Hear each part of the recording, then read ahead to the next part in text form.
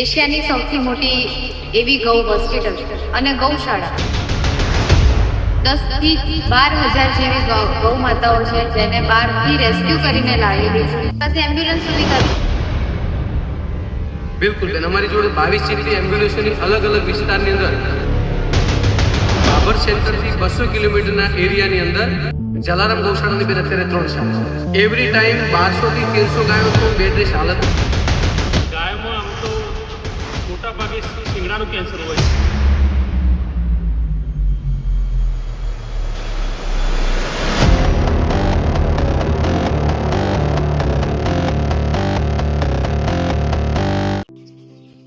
જય માતાજી, જય શ્રી કૃષ્ણ. એશિયાની સૌથી મોટી એવી ગૌ હોસ્પિટલ અને ગૌશાળા જ્યાં આગળ અંદાજિત 10 થી 12,000 જેવી ગૌ માતાઓ છે જેને બહારથી રેસ્ક્યુ કરીને લાવેલી છે.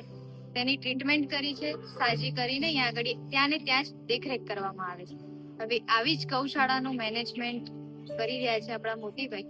તો આપણે એમની સાથે વાતચીત કરીશું કે આ ગૌશાળાની અંદર કઈ રીતે મેનેજમેન્ટ થઈ રહ્યું છે, શું પ્રોસેસ છે. જેમ કે 24 કલાક સક્રિય રહેતી આ ગૌશાળા છે અને ગૌ હોસ્પિટલ છે, તો શું કેવી રીતની અહીંયા આગળ કાર્યવાહી થઈ રહી છે એ બધું આપણે જાણીએ. સૌથી પહેલા તો તમે તમારો પોતાનો પરિચય આપો અને ગૌશાળાની ક્યાંથી શરૂઆત થઈ, કેટલા સમયથી આ સક્રિય છે અને અત્યાર સુધી શું કન્ડિશન છે જે ચાલુ થઈ હતી મને જણાવો. જય ગૌ માતા, જય ગોપાલા. મારું નામ દેસાઈ મોતીભાઈ છે અને અહીં વ્યવસ્થાપકની જવાબદારી મારી છે. શ્રી જલારામ ગૌશાળા બાબરની સ્થાપના તો બેન અનાયાસે થયેલી 97-98 ની સાલમાં તળાવની પાડ ઉપર બાબર ગામમાં એક ગાય બીમાર થવાથી ઠક્કર સમાજના સેવાભાવી લોકોએ એક ગૌ માતાને સાજી કરવા માટે તળાવની પાડ ઉપર લાવી અને એની ટ્રીટમેન્ટ વ્યવસ્થા કરી. એમાંથી ધીમે ધીમે ગાયો વધતી ગઈ અને એક અત્યારે વટવૃક્ષ બન્યું છે, જે મૂળ સ્થાન અમારું બાબર ગામની અંદર તળાવની પાડ ઉપર શ્રી મહાદેવપુરા ગૌશાળાના નામથી હતું. એમાંથી અમારી આ ગૌશાળાની ઉત્પત્તિ થયેલી છે. શરૂઆત કેટલી ગાયોથી કરી? બેન, આમ તો એક જ ગાયથી શરૂઆત થયેલી, પણ ધીમે ધીમે 167 જેવી ગાયો થયેલી, જે ત્યાં અમે સેવાકીય કાર્ય ચાલુ હતું જલારામ ગૌશાળાની જે ઉત્પત્તિ સ્થાન છે ત્યાં કરે. અને હવે અહીંયા ઘડી કઈ રીતની, જેમ કે મને એવી વાત મળી કે 24 કલાક સક્રિય રહેતી આ ગૌશાળા. બિલકુલ બેન, એની ટાઈમ અલગ અલગ જગ્યાએથી ગાયો અહીંયા આવે છે, રેસ્ક્યુ કરીને લાવવામાં આવે છે. આપણી પાસે એમ્બ્યુલન્સ સુવિધા બી છે. બિલકુલ બેન, અમારી જોડે 22 જેટલી એમ્બ્યુલન્સોની અલગ અલગ વિસ્તારની અંદર બાબર સેન્ટરથી 200 કિલોમીટરના એરિયાની અંદર અલગ અલગ જગ્યા ઉપર અમારી ગૌ એમ્બ્યુલન્સો છે. ત્યાંથી કોઈ પણ કોલ આવે આપણને તો ત્યાં રિફર કરી અને ગાયને રેસ્ક્યુ કરી અને ગૌ માતાને અહીં સુધી લાવીએ. અહીં લાયા પછી એમને દેવ ભાવથી ટ્રીટમેન્ટ કરવામાં આવે. અત્યારે 12,500 થી ઉપર ગૌ માતાઓ અહીં નિવાસ કરી રહી છે, જે બધી બાય એમ્બ્યુલન્સ આવેલી અને એમ્બ્યુલન્સમાં આવેલી ગૌ માતાની સારવાર ટ્રીટમેન્ટ કરીને સાજી કરેલી ગાયો છે. એવરી ટાઈમ 1200 થી 1300 ગાયો તો બેડ રેસ્ટ હાલતમાં રહે છે, જે દવા ટ્રીટમેન્ટ એમનું ચાલુ હોય છે. 1500 થી વધુ ગાયો નજરની હેઠળ રહે, જેને સારવાર પૂરી થઈ ગઈ છે પણ સારા ખોરાક પૌષ્ટિક આહારની જરૂર છે એવી ગાયો છે. અને બીજી ગાયો જે સ્વસ્થ છે એ આપણે આગળના યુનિટમાં એ ગાયોનો નિભાવ થાય છે. જલારામ ગૌશાળાની કેટલી શાખાઓ? જલારામ ગૌશાળાની બેન અત્યારે 3 શાખાઓ. આ અમારું બીમાર યુનિટ છે જલારામ ગૌસેવા કેન્દ્રના નામથી. અહીંથી 1.5 કિલોમીટર આગળ 180 વીઘાની અંદર શ્રી જલારામ ગૌસેવા ટ્રસ્ટ કરી અને અમારી હરિધામ ગૌશાળા છે, જે જસદણના એક મહાન સંત હરિરામ બાપાના નામ ઉપરથી છે. એ ગૌશાળા છે. ત્યાં અમારી અત્યારે 7,000 ગાયો છે, જ્યાં એમને સારા શેડ બનેલા છે, ખોરાકની વ્યવસ્થા, પાણીની વ્યવસ્થા, અને 18 કિલોમીટર આગળ દૂધવાવ છે. ત્યાં અમને એક બ્રાહ્મણ સમાજે 55 વીઘા જેવી જગ્યા દાનમાં આપેલી. ત્યાં અમારું સંવર્ધન કાર્ય ચાલે છે. સારી વાછડીઓ અને સારા નંદીઓ અમારા ત્યાં છે. જ્યાં અહીં બીમાર યુનિટ છે, વચ્ચે અમારું નિભાવ યુનિટ, અને 15 કિલોમીટર દૂધવા છે, ત્યાં આપણું સંવર્ધન યુનિટ ચાલે છે. 3 યુનિટમાં છે અત્યારે. ક્યાં ક્યાંથી ગાયો આવે છે? મોટા ભાગે બેન આખા ગુજરાતમાંથી આવે છે. સૌરાષ્ટ્રથી લઈ મૂડી, સુરેન્દ્રનગર, આ બાજુ કચ્છની છેક બોર્ડર, આ બાજુ અમારી પાકિસ્તાન બોર્ડર, રાજસ્થાનની અંદર પશ્ચિમ રાજસ્થાનમાંથી જાખ છે, હાડેચા નગર સુધીની ગાયો અહીં આવે છે. આ બાજુ પાલનપુર, આબુ રોડ સુધીની ગાયો આવે છે. એટલે લગભગ 180-200 કિલોમીટરનો એરિયા હોય. અહીં અમારી અમદાવાદ એમ્બ્યુલન્સ છે, અમદાવાદ બરોડા હાઈવે સુધીની ગાયો અહીં આવે છે. બરોબર છે. હવે મુખ્ય સવાલ એવો કે આટલી બધી ગૌશાળા છે, અહીંયા સ્ટાફ જોઈતો હશે, મેનેજમેન્ટ જોઈતું હશે. કેટલાનો સ્ટાફ છે? અમારું બેન કેટલાનો સ્ટાફ છે અને એનું એ લોકોનું કામ કઈ રીતે? અમારે ત્યાં 350 લોકોનો બેન સ્ટાફ છે. બીમાર યુનિટની અંદર અમારે ઘણા માણસોની જરૂર પડે. અમારા એક વોર્ડ વાઇઝ એક ડોક્ટર છે, 2 સાફ સફાઈ વાળા, ગાયોને ખોરાક આપવું, પૌષ્ટિક આહાર આપવું, એના માટેના માણસની વ્યવસ્થા છે. ડોક્ટર જોડે 5 થી 7 લોકોનો સ્ટાફ હોય. તો એવરી વોર્ડની અંદર અમારો 10 લોકોનો સ્ટાફ રોકાયેલો રહે, જે સતત ગાયો માટેની સેવા માટે હોય. એમની ડ્યુટી સવારે 7:30 થી ચાલુ થાય તો સાંજના 6:30 સુધી પોતાની ડ્યુટી રાખે. પ્લસ પછી નાઇટના સમયની અંદર અમારે 5 લોકોનો સ્ટાફ છે અને 1 ડોક્ટર છે. એવરી ટાઈમ ગમે ત્યારે ગાય આવે, રાતના 2 વાગે આવી હોય તો 2 ને 5 મિનિટે ગાયની સારવાર ચાલુ થઈ જાય. એ રીતના અમારો સ્ટાફ છે.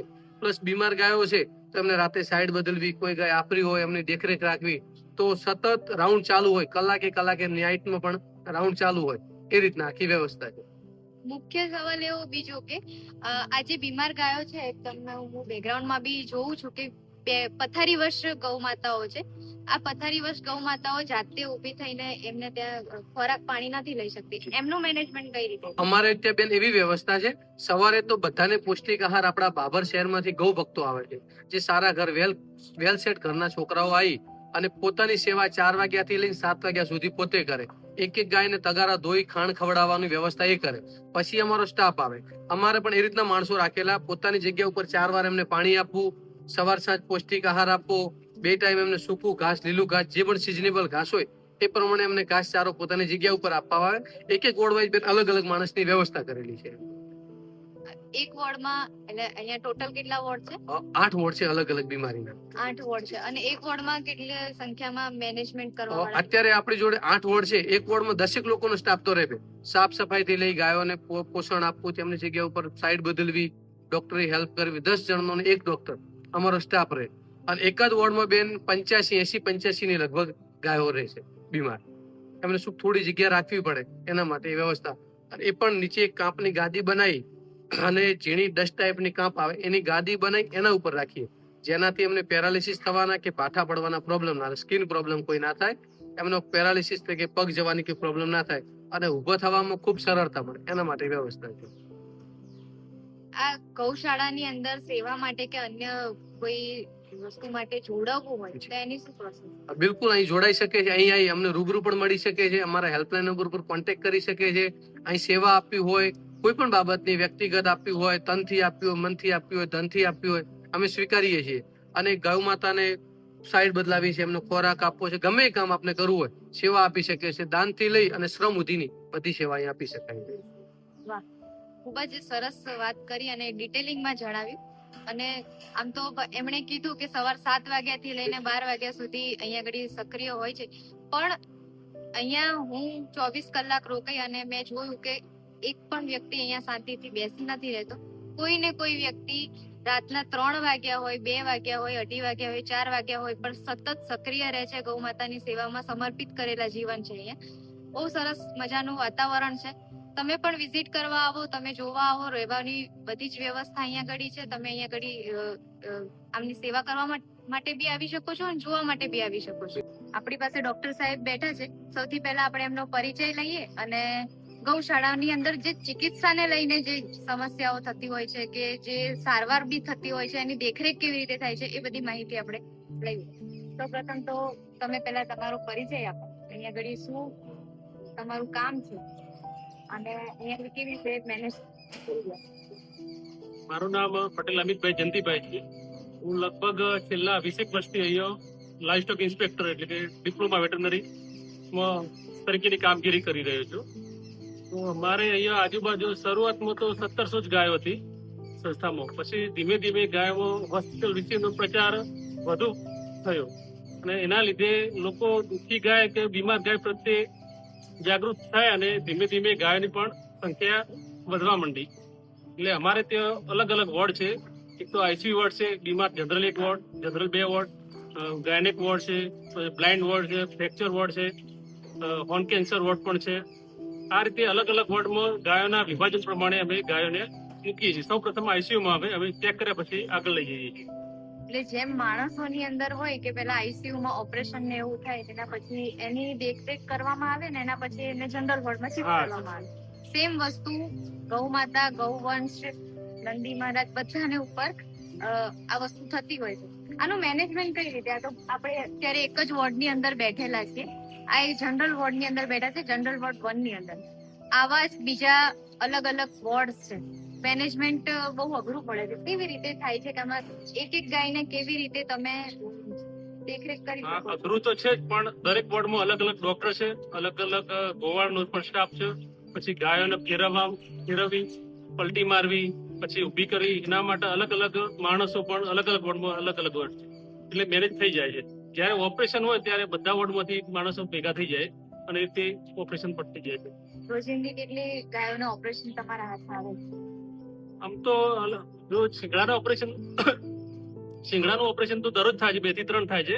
પછી મહિનાની અંદર એકાદ સિઝેરિયન ઓપરેશન થાય, રૂમેટોમી ઓપરેશન થાય, પછી કિડની સ્ટોન એટલે પથરીનું પણ ઓપરેશન થતું હોય છે. એટલે મહિનામાં 3-4 મેજર ઓપરેશન થાય. બોન કેન્સર પર ડે ના 2, પર ડે ના કેન્સર, શિંગડાનું કેન્સર શિંગડાના કેન્સર પર ડે ના. પર ડે ના. હવે બીજો એક સવાલ, તમારા હાથ નીચે કેટલા ડોક્ટર્સ? મેં અહીંયા એવું બી જાણ્યું કે અહીંયા ઘડી ચિકિત્સાને લઈને જે કહેવાય ને કે દેખરેખ કરાવવામાં બી આવે છે, શીખવાડવામાં બી આવડે. અહીંયા ઘડી કેવી રીતે તમે શીખવાડો છો? હા.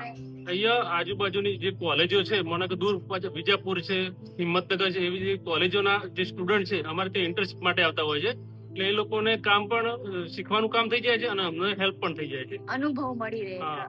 દર વર્ષે કેટલા છોકરાઓ અહીંયા શીખી? લગભગ 100 ઉપર જ. દર વર્ષે 100 ઉપર દર વર્ષે 100 સ્ટુડન્ટો સ્ટુડન્ટ શીખીને જાય આજુબાજુના. શીખીને જાય છે. બરોબર છે. હવે જેમ કે અહીંયા ઘડી આટલી ગાયો છે અને એની દેખરેખ આ જેમ કે બીમાર ગાયો છે, આ ચાવી બી નથી શકતી એવી ગાયો છે. સૌથી વધારે તમને ખૂબ પરેશાની પ્રોબ્લેમ્સ થતા હોય? આમાં તો જે એવી ગાય આવે જે પાછળનો પગ લપટી ગયેલો હોય, મારા કઈ પગ આખું જે થાપામાંથી નીકળી ગયા હોય, આખો પગ આમ ભાગેલો ના હોય પણ સ્નાયુમાંથી ખેંચાઈ ગઈ હોય, એ ગાય ઊભી નથી કરી શકતા અમે.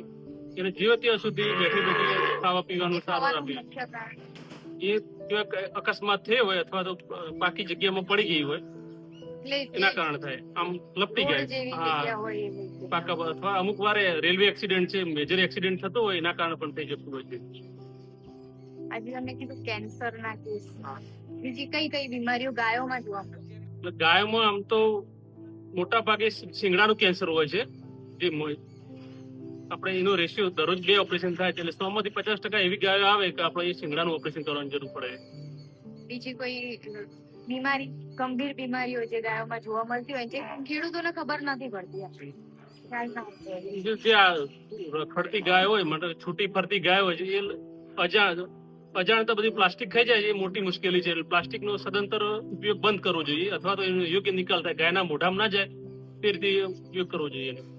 અહીંયા પ્લાસ્ટિકની જે તમે કીધું પ્લાસ્ટિકના કેસ વધારે હોય છે અને એ સમસ્યા વધારે થતી હોય છે, તો પ્લાસ્ટિકની ઓપરેશન કેટલા ટકા સક્સેસ જતા હોય છે? અને પ્લાસ્ટિક જ્યારે આવી ગાય આવે તો એમાં અહીંયા કેવી રીતની ટ્રીટમેન્ટ પ્રોવાઈડ થાય છે? પ્લાસ્ટિક વાળી ગાય ખાધેલી હોય તો એક તો એનું પેટ ભરેલું જ હોય છે અંદર પ્લાસ્ટિકના કારણે, જેનાથી તે ખોરાક બીજો લઈ શકતી નથી અને વાગોળ પણ કરી શકતી નથી. એટલે પછી અમે એનું નિદાન કરીને ઓપરેશન માટે લઈએ છીએ. આમાં સફળતાનો રેશિયો તો ઓછો છે, 50% થી પણ ઓછો છે, પણ અમારી મહેનત પૂરેપૂરી હોય છે. આઈસીયુ વોર્ડ કીધું તો એની આઈસીયુમાં કઈ? આઈસીયુ વોર્ડમાં અતિશય દુબળા, અતિશય અશક્ત વાછરડા, અશક્ત ગાય, પછી કોઈ ગાય કુદરતી રીતે વિયાઈ ના શકતી હોય અથવા તો એને મેજર એક્સિડન્ટ થયેલો હોય છે જેને ટાંકા લેવાની જરૂર હોય છે, એવા બધા કેસ આઈસીયુ વોર્ડમાં રાખીએ છીએ. પછી ઘણી વાર કોઈ ઝેરી ખોરાક ખાધેલો હોય તો એ ગાયો પણ આઈસીયુ વોર્ડમાં રાખીએ છીએ. ગૌ માતાને જેનું રણીધરી કોઈ નથી એવી ગાયો માટે કેટલી બધી તકલીફ હોય. આ બહુ જ વિચારવા જેવી વસ્તુ છે, આ બહુ જ અઘરી વસ્તુ છે. આપણે જ્યારે કોઈ હોસ્પિટલમાં જઈએ અને એક વોર્ડની અંદર 10 કેસ બી જોઈ લઈએ ને માણસોના, તો બી આપણા માટે એવું થાય કે આ કેવી પરિસ્થિતિ. અહીંયા આગળ તો એક સાથે એક વોર્ડની અંદર, એક વોર્ડમાં કેટલા રાખવામાં આવે છે મિનિમમ? સંખ્યા આમ તો વોર્ડમાં 40 ની વોર્ડ છે, અમુક મોટા વોર્ડ છે એમાં 50 ઉપર. એક જ વોર્ડમાં 40 થી 50 થી વધુ સંખ્યાઓ અહીંયા આગળ રાખવામાં આવે છે અને એ અહીંયા ટ્રીટમેન્ટ થાય ને પછી એને બીજી જગ્યાએ બી શિફ્ટ કરવામાં આવે છે. બહુ સરસ મેનેજમેન્ટ છે અહીંયા. આપણે જાણીશું કે અહીંયા મેનેજમેન્ટ બી કઈ રીતે થઈ રહ્યું છે. આ તો ચિકિત્સકને લગતું, અને એમાં અહીંયા આ ગૌશાળાની અંદર આઈસીયુ વોર્ડની સાથે અલગ અલગ ડિપાર્ટમેન્ટની સાથે અહીંયા ઓપરેશન થિયેટરની બી સુવિધાઓ છે જેમાં કેવી કેવી સુવિધાઓ હોય છે? ઓપરેશન થિયેટર ની અંદર તો જે આપણે માણસ ની અંદર એક્સરે જે તે લેવાનો હોય છે તે એક્સરે મશીન પણ છે. એટલે ગાયનો કોઈ વાછરડા, ખાસ કરીને વાછરડાના જે એક્સિડન્ટમાં હાડકું ભાગી ગયેલું હોય એના એક્સરે નીકળવા માટેની હોય છે. એક્સરે થી લઈને બધી જ સુવિધાઓ અહીંયા આઈસીયુ વોર્ડ ની સાથે જ કરવામાં આવે છે. એટલા માટે એશિયાની સૌથી મોટી ગૌ હોસ્પિટલ શ્રી જલારામ ગૌશાળા જે બાબર ખાતે આવેલી છે, જે બનાસકાંઠા સ્થિત છે. તો આપ સૌને પણ વિનંતી છે કે અહીંયા એકવાર આવજો, વિઝિટ બી કરો. આવી જગ્યા તમે ક્યાંય નહીં જોઈ હોય એની ગેરંટી અમે આપીએ. હેલ્પલાઇન નંબર જો તમે શક્ય હોય તો જી બિલકુલ. જરૂર. આપ વધારો અમારી ગૌશાળા શ્રી જલારામ ગૌશાળા બાબરથી સોયગામ રોડ ઉપર 1 કિલોમીટરના અંતરે આવેલી છે. નડાબેટ ટુરિઝમ રોડ છે જે એના મેઇન રોડ ઉપર અમારી ગૌશાળા આવેલી છે. અને રોજે અમારી ગૌશાળામાં 22 થી 25 બીમાર ગૌ માતાઓ આવે છે. એમની સારવાર ટ્રીટમેન્ટ કરી એમને સાજી કરી અમે નિભાવ કરીએ છીએ. રોજિંદો અમારો ખર્ચો બેન 8 થી 9 લાખ રૂપિયાનો પર ડે અમારો ખર્ચો છે, જે ગૌ માતાની દયાથી ચાલ્યો જાય છે. આપ સૌના સાથ અને સહકારથી સંસ્થા ચાલે છે. આપ એકવાર અવશ્ય વિઝિટ કરો, અમારી ગૌશાળાની મુલાકાત લો અને અમને ખૂબ સહયોગ કરો. જય ગૌ માતા, જય ગોપાલ. જય ગૌ માતા, જય ગોપાલ.